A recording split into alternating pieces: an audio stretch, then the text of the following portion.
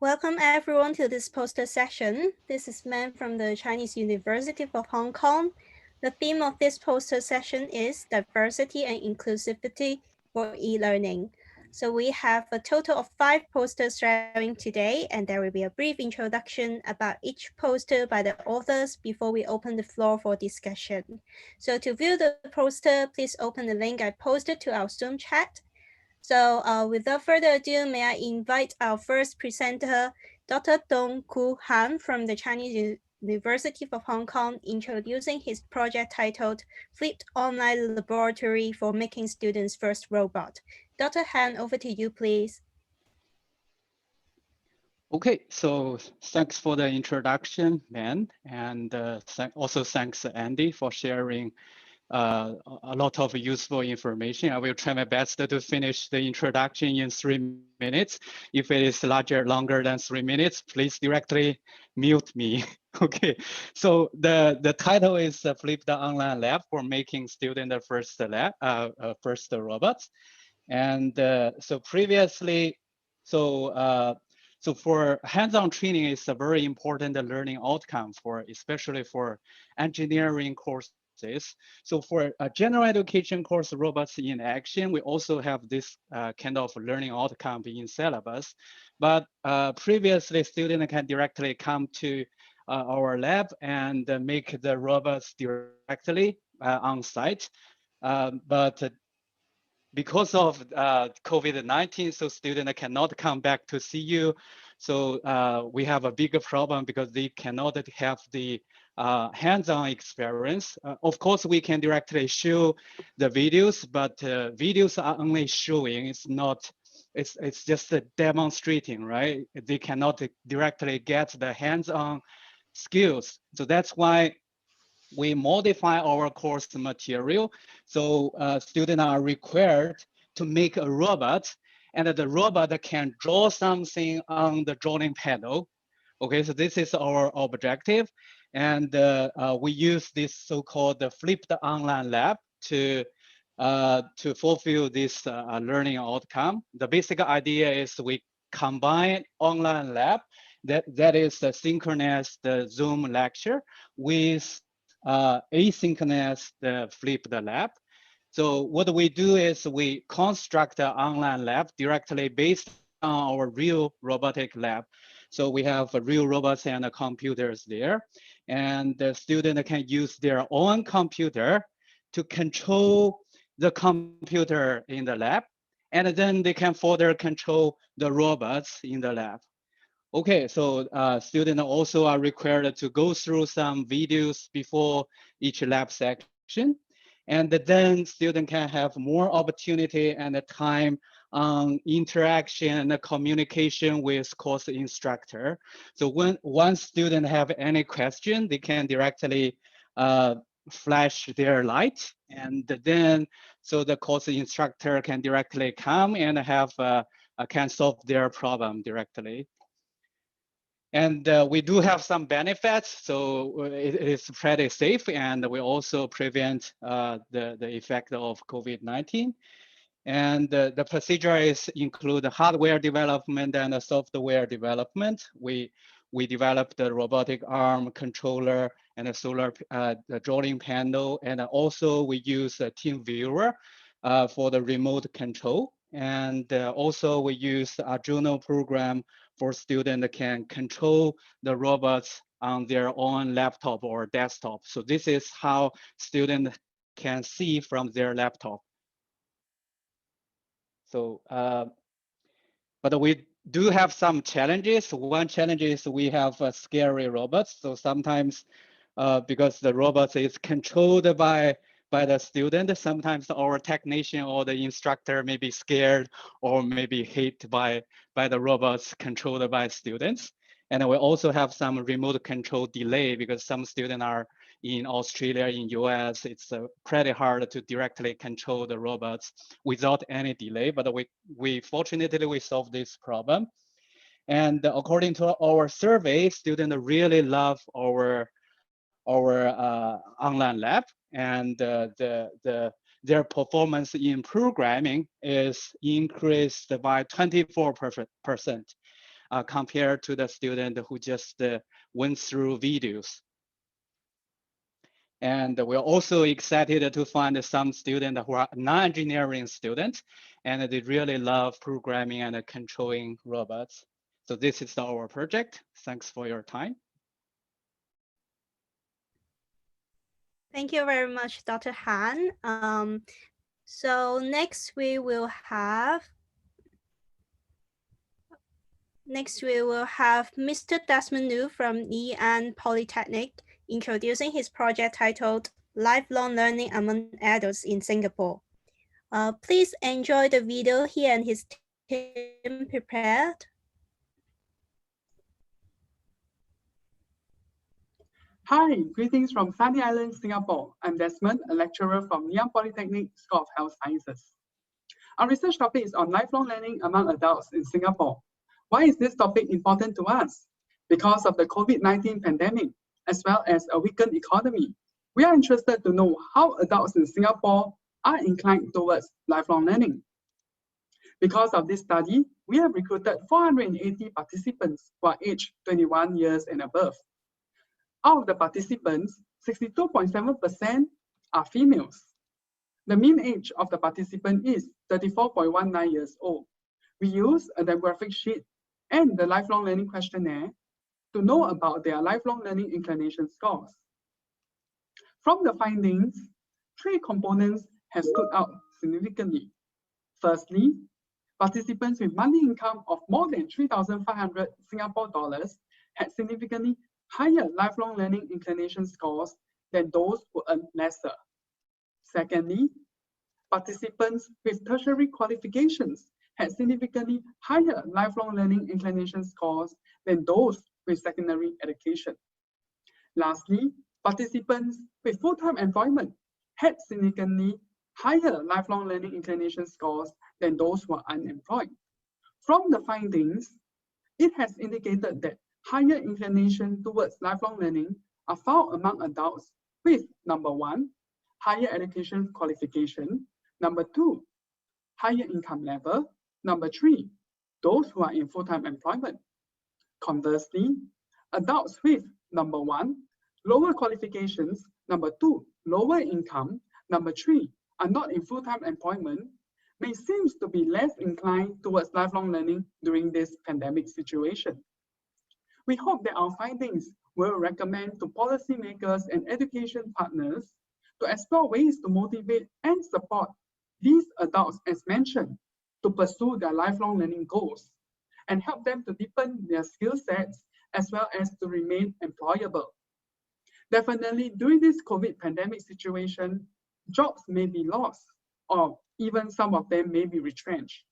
Definitely, we hope that further studies may need to investigate the factors underlying lifelong learning inclination and help these adults as mentioned. Thank you and have a great day ahead.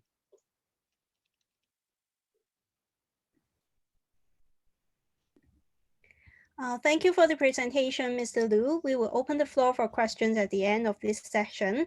Now we have Dr. Kendrew from the Chinese University of Hong Kong introducing his project titled Science Mobile, Learning Science with a Smartphone. Dr. Mac, please. Thank you much, and I'm going to share the screen to you as a poster. Well, I guess everybody can see the poster now. All right, thank you very much for giving me the chance here to share with you. And actually, it is a project we have been doing for 2 or 3 years. All right, and here we want to build a electronic platform that is allows the student to learn science. On one hand, this is outside the classroom, and the other is they can do it more convenient. For example, I've been teaching chemistry for 20 years. Of course, we got very good courses, but actually, actually the student can learn more about science when they are outside the classroom. For example, whenever they come to the lab, they may have curious about how to operate instrument. And actually, I wonder if they can do it in a convenient way, or on the other hand, right? Of course, when students go to supermarket, right, we got a lot of commercial packaged products and all with a lot of chemicals and additives, right? And also, I just wonder if the student can take this opportunity to learn more about science or chemistry when they doing the shopping, all right? So I start this electronic platform that is on one hand, all right, I want to keep every information as a bite size, right? So it won't be very heavy for students. And the other is nowadays we use QR codes or electronic text to access a lot of things. For example, we can make use of QR code to make a payment or do shopping, right? So I just wonder if it is possible also to use a QR code to facilitate the learning. So here comes with the apps that actually this platform has two parts, right? For one part, it is a mobile app that the students can make use of accessing some electronic text, such as the QR code that we put in our lab, or maybe we're using the barcode or the electronic text that are put on the commercial products. They can scan it and then they will go to our page and see the information there, right? On the other is we have an electronic platform that's a web-based platform for the teachers and also the student to put the information there to create the pages, right, as a bite-sized articles, right? So up to now, we got about 1,500 articles that we prepared by ourselves, and this is kind of comprehensive platform. And on the other hand, over the 2 or 3 semester, we also engage students to make pages on the system as assignment, and it is very well received by students. And up to now, actually, the students already create about 500 pages, so there are almost 2,000 pages on here. And on this page, we have hashtags and hyperlinks actually to link the things together. So from platform, the students can also appreciate the connections between the different topics, so they can see how the things are connected with each other, and also it helps the student to navigate the knowledge database, right? So here are the things that I want to share with you, and of course you can see there are 2 QR codes there, and we got the apps put on the app stores already. So if you are interested, you may just take out your cell phone and then scan the code, and then you can get the apps, and then you can try it yourself, right? I guess I'll stop here, all right, and welcome for any questions at the Q&A sessions. Thank you, Dr. Mac, for your sharing. Now we have Ms. Anna Fung from the Hong Kong Polytechnic University introducing the project titled Online Drama Workshop, Enhancing Intergenerational Relationship and Gero-technology. Ms. Fung, please. Hello, everyone. I am Anna. I'm not sure whether my camera is working. Is it okay? Yeah, but your face is cut half because of the angle of the camera. Okay. Yeah. Is it better? Better, yeah. Yeah, Very thank clear. you. Okay. So hello, everyone. I am Anna from PolyU.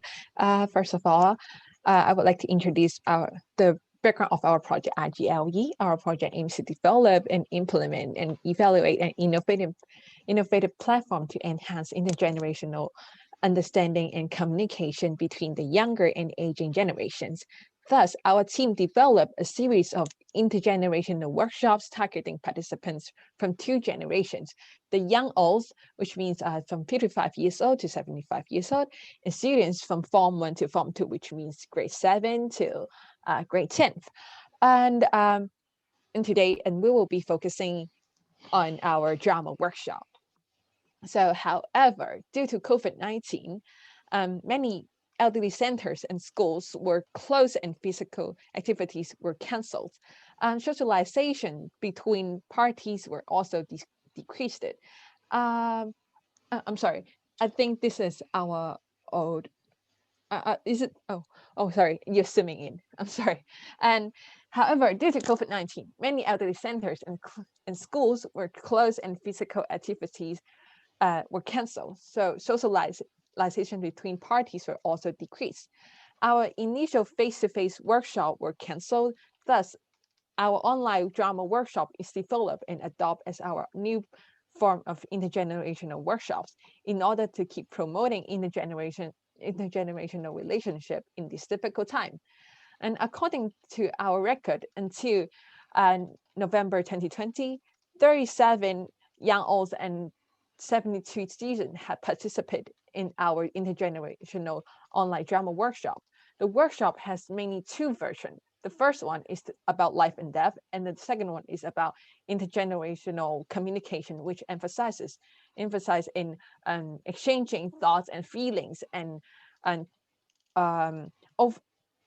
and also understanding about each other.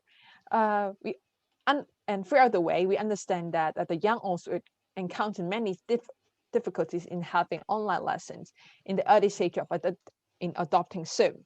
So we had provided different support and technical training for the young adults. To minimize the anxiety, we arranged a lot of Zoom training and also technical training with detailed notes for all the participants and assist them along the workshop, including teaching them about the basic skills of using Zoom, something like that. It also observed that the young adults who joined our technical training in advance of their online lessons showed more confident and less anxiety in overcoming technical issues occurred during lessons. And speaking of the workshops, similar to the traditional drama activities, our online drama workshop also emphasized in engagement, communication, creativity, and also imagination. Participants from different demographic background are encouraged to contribute fairly as classmates and peers, just like their friends. It is also true that traditional face-to-face drama workshop might achieve higher and easier social engagement with the assistance of body language. However, under the pandemic, which physical distance is needed, our physical distancing is needed. Our online drama workshop is not only alleviating the anxiety of isolation and also satisfying the needs of socialization. And also, these elements are also enriching our program itself. The workshop no longer limited by the geographic location or any physical difficulties from anybody. And it also increased the young adults' motivation in learning new technologies and to adopt e-learning. And majority of our participants also agreed that the flexibility of the workshop increases their motivation in joining our workshop too. And they would like to join more similar intergenerational project in the future. We had observed that after the workshop, many participants also showed that obvious psychological change regarding the ageism, reduce it in stereotyping, and also increase the understanding towards people from different social backgrounds. Not simply the students versus young old, but also having a glimpse of others' life and supporting each other under COVID-19. It is also showed that the online workshop provide a platform for reducing stereotypes and giving support to each other. Some say it is very difficult for elderly to enjoy technologies like e-learning, although they do really encounter technology throughout the process, many negative emotions towards the technology. We discovered that as long as we offer enough technical and emotional support for our older adults to overcome the anxiety, majority of them are able to handle e-learning as the student does. In fact, emotional support like patience, comforting, and positive encouragement are the most essential elements in guiding Sorry to interrupt you, and overcoming you have the used up all the technology. presentation time you got. Maybe we can revisit your poster after we have all the speakers present their. Okay, it's done already anyway. Okay, thank you very much. So next we will have Dr. Han again. He will introduce his project about the smart garden teaching and learning platform for developing renewable energy technologies. Over to you, please, Dr. Han.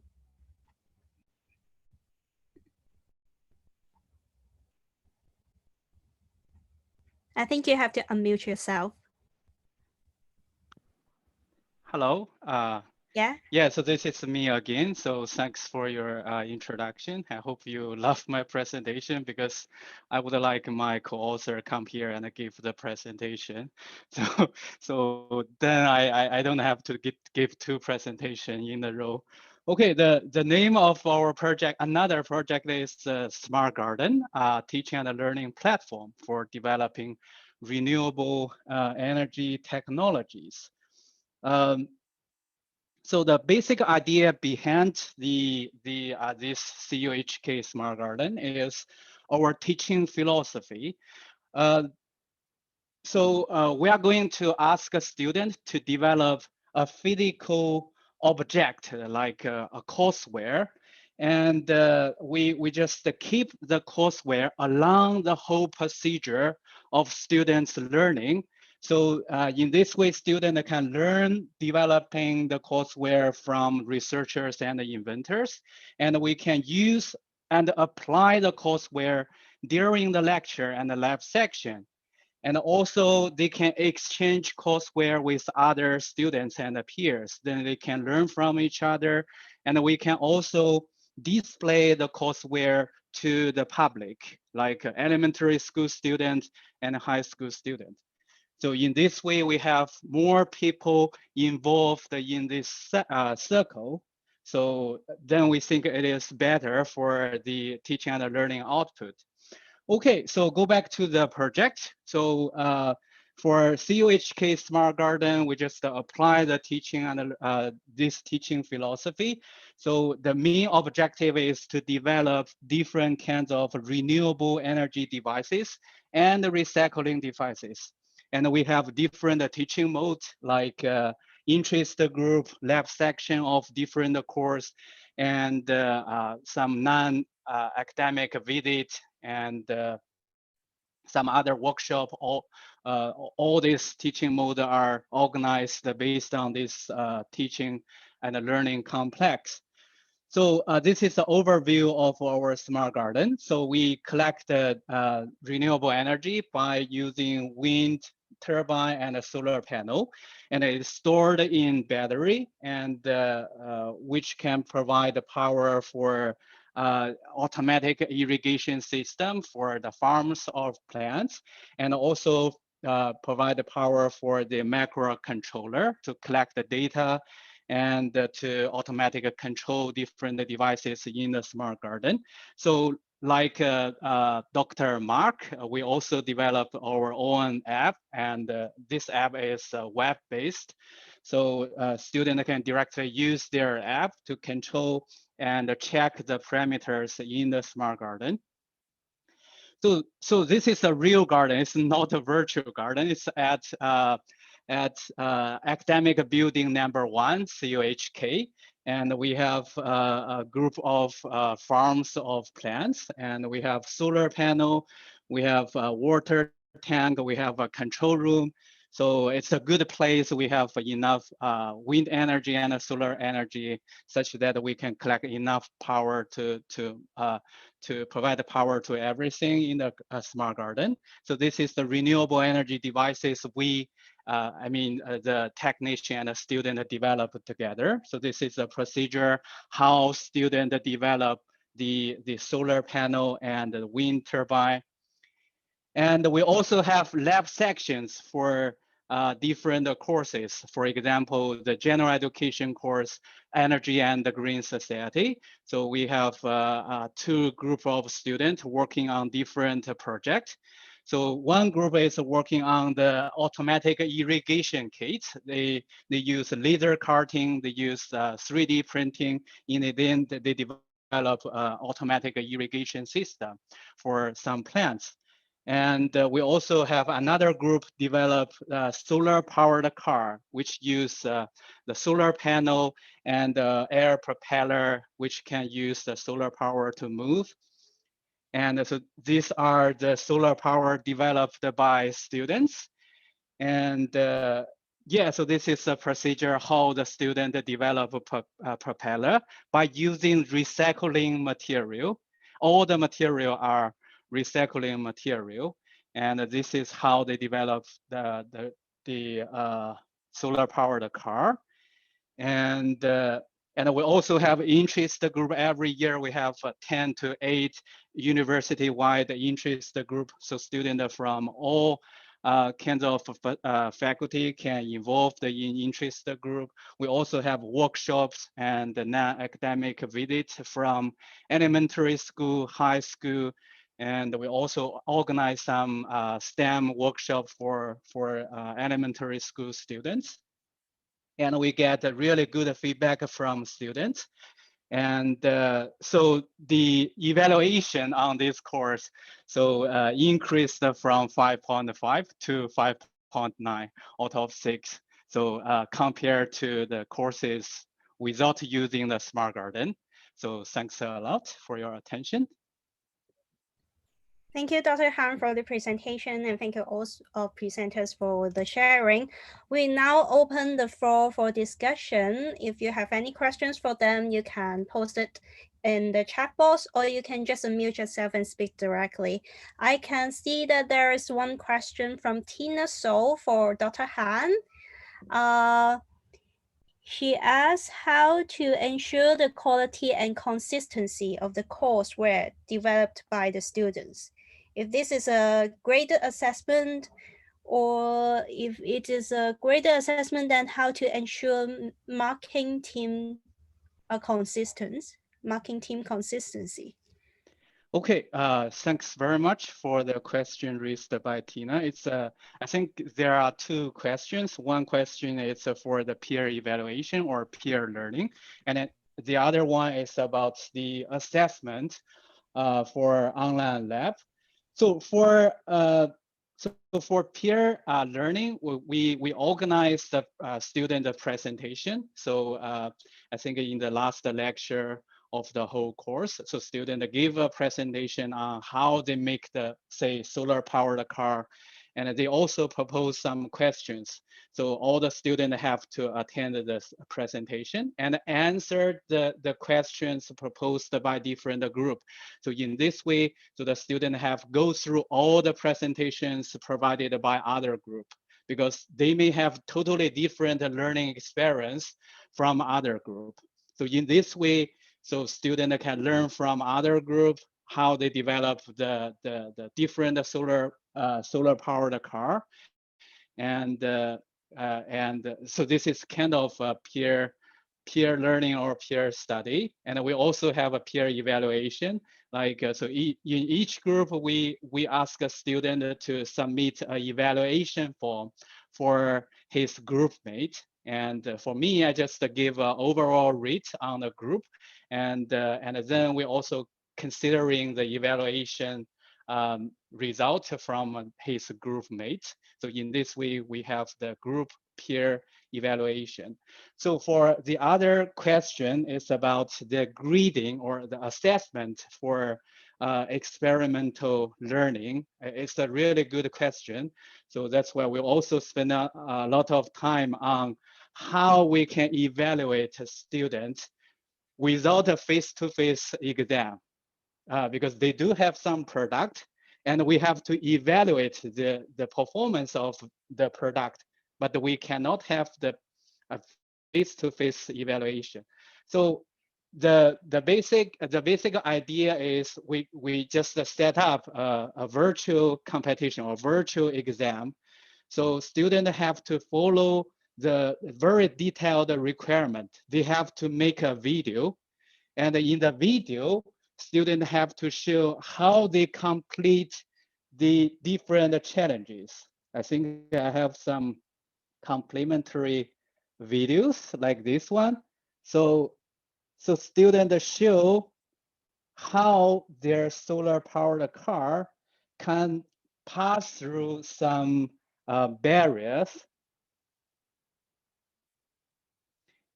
Oops. I'm sorry, the activity just collapsed. So the student just make a video to show the how their solar powered car comes through some barrier.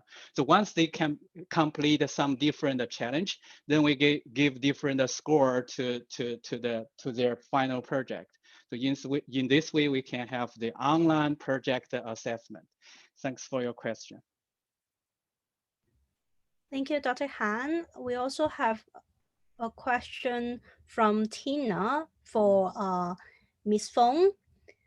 She asked what are the support provided for the elderly on the digital use and for the younger generation, especially to use dialects for communication. Oh, may I know, is this like two questions? So the first question is about how do we use technology to help young to use elderlies, and also another question is about how to help students using dialects, right? Yes. Is it like that? I think Okay.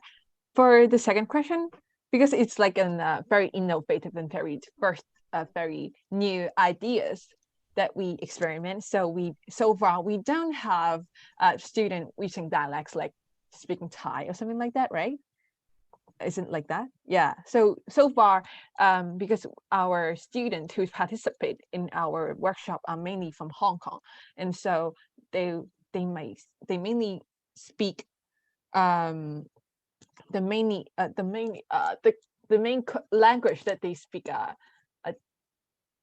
Cantonese, and also a little bit Putonghua, maybe something like that. So and also for the first question, and you can take a look of our poster, which means first of all, we mainly use verbal help. For example, like we will call them directly to their phone call, for the phone, for the home phone, home phone, which means when they're using the cell phone to use Zoom, and we will call them with their home phone so they can use another phone to speak with us. And also we also have you use a lot of devices. For example, like we had iPad while we are showing while we are broadcasting, and we are using also our phone with Androids, with iOS system, and also iPad, something like that.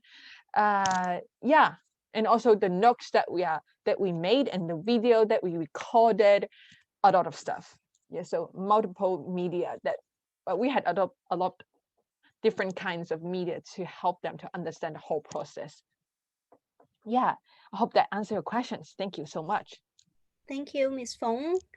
I think we do have some questions for other speakers, but I think you guys have answered it via the chat already. So if any of the participants would raise any questions, feel free to unmute yourself and speak.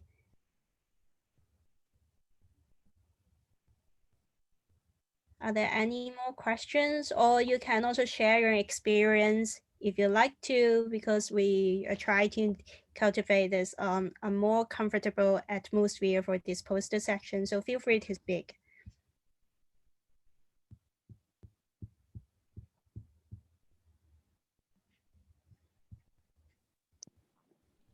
Okay, so I have a question for Dr. Ma, because I'm quite interested in his develop the app, Science Mobile.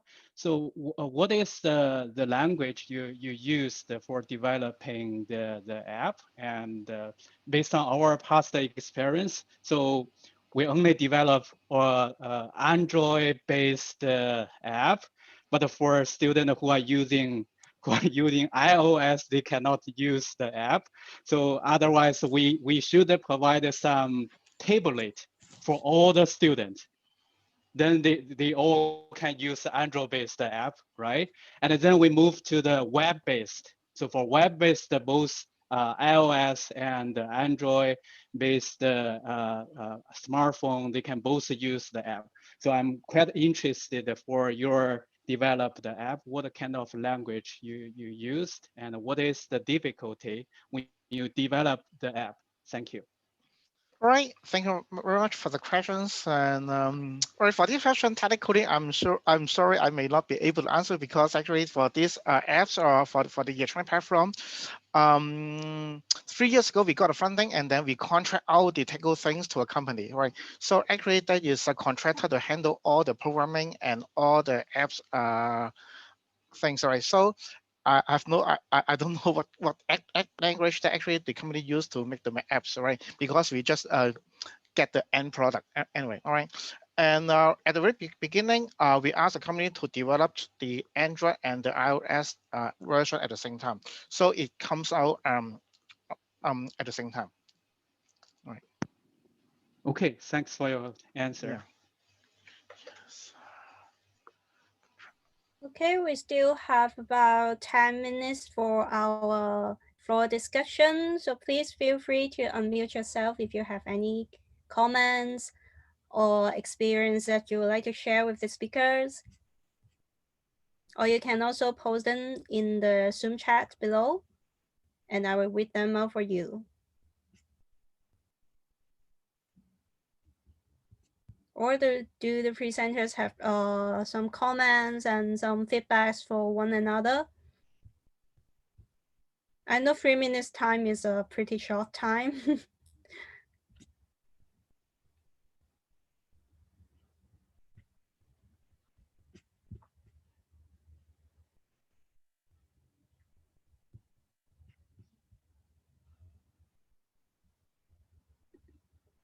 So is Tina is going to speak? I saw that you have your microphone turned on, right?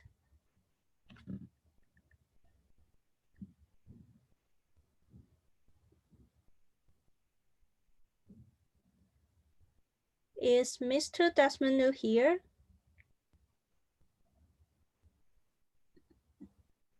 Yes. Yeah, I can I see you. I do have some follow-up questions about your poster. You mentioned the study findings and that it gives some directions for the policy formulation. Do you have any recommendations that you can make regarding the findings you have observed? Currently, I think for Singapore, we are big on CET, which means continuing education and training.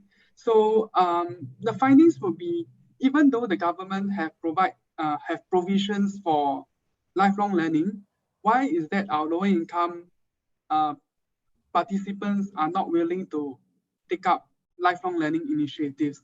So perhaps we would like to take a look at their social economic status. Perhaps they may value having food on the table more than the prospect of continuing an education and help them to get a better career or an increase in their pay.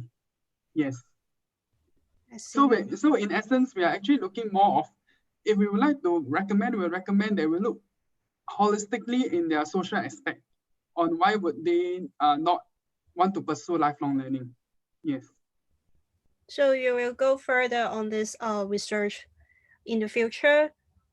Yes, perhaps so, yeah. Okay, thank you. We still have a couple of minutes left. Are there any comments from the audience? Yeah. Hello. Please. Thank you, Dr. Liu. I'm Anna from PolyU, and I really enjoy your poster and your presentation. And I think our topics are quite alike and mainly about ageism and also about social science. And also, how would you relate your topics like combining e-learning into your findings? Do you have Hi, thank you. experience I'm not about Dr. that? Liu, yeah. I'm just Mr. Liu here. Oh, yeah. hello, Right. Mr. Liu. Yes. Hi. And yeah, very good. Yeah. Actually, we are thinking about you're saying combining the topics about gerontology, right? Is that your question?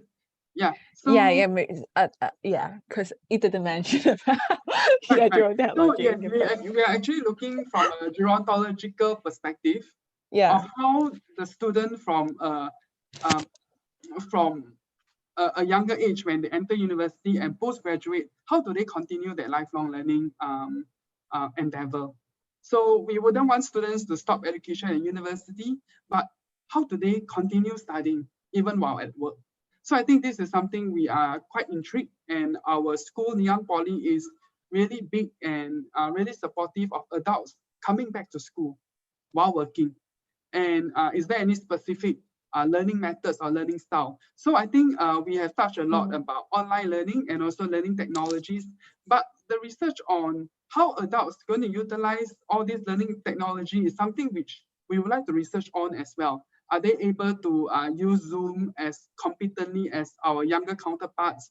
Or are we able to help them to, like, so-called build up a robotic project while online and everything. So these are things that we will like to investigate and help our adult learners to replace face-to-face lessons with online learning. Yeah, so very good question, Anna. Thank you so much. Yeah, cool. I'm looking forward to your project, because like which is so similar to our project, because our project is kind of like we really encourage all the adults to continue learning, and also how to like integrate, like come to co-learn and like co-learn with the youngster in the society. So in our project, we found that we are a lot of young olds quite active and quite willing to learn about new technologies in Hong Kong. So I really hope that young older adults in Singapore could also have that motivation. Thank you. Yeah, thank you. Thank you both for sharing your experience. I guess if there is an opportunity for you to collaborate in the future, it would be pretty cool. Oh, yeah. Yeah. So are there any more comments and responses from the floor?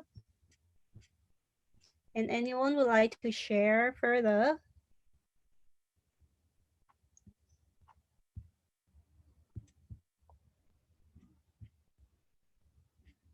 If no, I guess. And I think Tina has a question for us, right? And Tina, so and will learning be difficult post COVID using the same pedagogy for COVID, right? I think that's the question for you all speakers. And in our project, we found that once the youngster getting to know our other participant with older generation, when they encounter and when they first meet up from the online, and then they actually have more interested. They have more interest in knowing the another participant in person after our workshops. So it's kind of like they really love to meet. I would say like people are getting more eager to meet each other after the pandemic. So yeah. Do any more speakers would like to address Tina's question? But I think we only have 1 to 2 minutes left. Okay, probably I have one more comments to the question raised by Tina. I think it's a really good question, because we put a lot of time and efforts on developing different kinds of teaching method and teaching mode for successfully coming through COVID-19. And how about after or post COVID-19, when we look at this developed teaching mode or teaching method, how can we keep using it? I think it's a really good question. So for the project I'm participating, so for the online, flipped online lab, so previously students just developed the robotic car on site in the lab. So now they have an alternative selection. They can develop a robotic arm online, or they can come back to the real lab and develop a robotic car. So in this way, they have 2 options. I think in the future, they are happy to make this choice. Okay, so and for another project, so Smart Garden, I think it's we have an online version like Smart Garden tour, and both offline and online version.